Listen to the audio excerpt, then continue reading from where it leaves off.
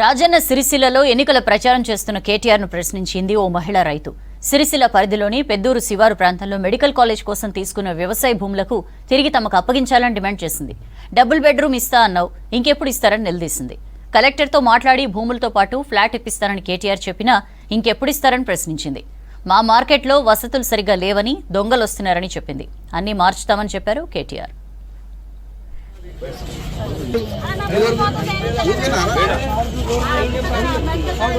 Collector చెప్పి నేను ఇప్పిస్తాను. నేను ఎంత పోయింది 2 ఎకరాలు మన సత్యనారాయణ పక్కన నీ ప్లాట్ నీకు ఇప్పిస్తా. టెన్షన్ వాడు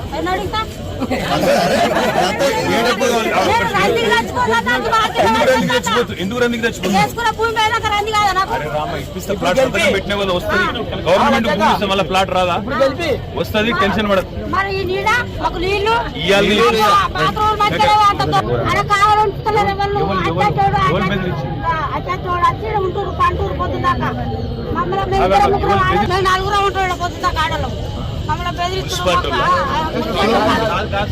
మార్కెటింగ్